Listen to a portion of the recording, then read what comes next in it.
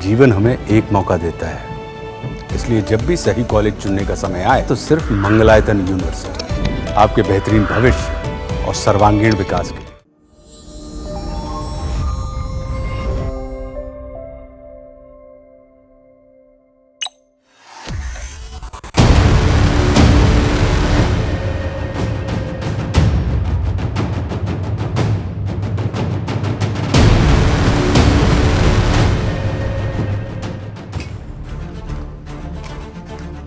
7 अक्टूबर 2023 वो दिन जब हमास ने इजराइल को वो जख्म दिया जो इजराइल अब कभी नहीं भूल पाएगा।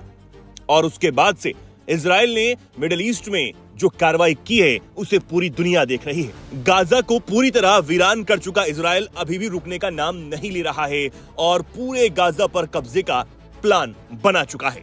इजराइल अपनी कार्रवाई में किसी को भी रुकावट पैदा नहीं करने देना चाहता है और वो बिना देर किए उन लोगों को भी लताड़ देता है जो गाजा से बेहद हमदर्दी दिखा रहे हैं और हमास को बचाने के लिए आगे आ जाते हैं। इसी कड़ी में भारत में विपक्ष की सबसे बड़ी पार्टी कांग्रेस से सांसद प्रियंका गांधी पर इजराइल अचानक से भड़क गया है। दरअसल प्रियंका गांधी ने इजराइल पर नरसंहार करने का आरोप लगाया, जिसके बाद इजरायली राजदूत ने उन्हें खरी खोटी सुनाई।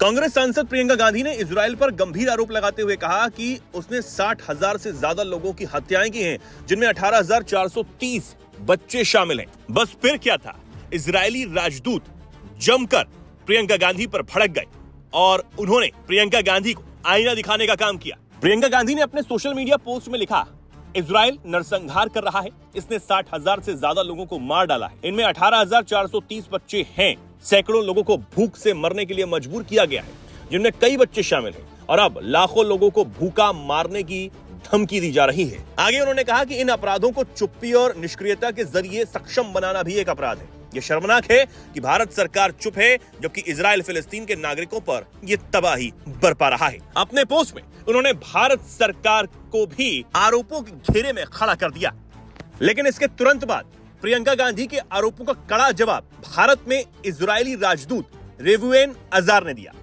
उन्होंने लिखा, शर्मनाक, आपकी गलत बयानी है। इजराइल ने 25,000 हमास आतंकियों को मारा है। मानव जीवन में हुई बड़ी क्षति हमास की घिनौनी रणनीतियों का नतीजा है, जैसे नागरिकों के पीछे छिपना, राहत या निकासी करने वालों पर गोली चलाना और रॉकेट दागना। रेवुएन अजार यहीं नहीं रुके, उन्होंने ये भी कहा कि इजराइल ने गाजा में 20 लाख टन खाद्य सामग्री भेजी, लेकिन हमास ने उन्हें जब्त करने की कोशिश की, जिससे भूख की स्थिति बन जाए।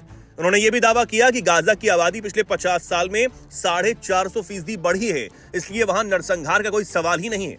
हमास के आंकड़ों पर भरोसा न करें। अब इजराइल तमाम उन लोगों को इसी तरह जवाब दे रहा है जो गाजा में नरसंहार का आरोप इजराइल पर लगा रहे हैं। इजराइल साफ साफ ये कह रहा है कि ये कोई नरसंहार नहीं है, बल्कि हमास आम लोगों की भीड़ में छुपकर इजराइल के लोगों को निशाना बना रहा है। साथ ही ये भी कि इजराइल हमास के आतंकवाद के खिलाफ लड़ने का काम कर रहा है और नागरिकों की सुरक्षा के लिए प्रयासरत है। अब प्रियंका गांधी ने भारत सरकार पर भी जो आरोप लगाया उसका जवाब भी जानना बेहद जरूरी हो जाता है कि क्या भारत ने इजराइल फिलिस्तीन विवाद पर अब तक कुछ नहीं कहा।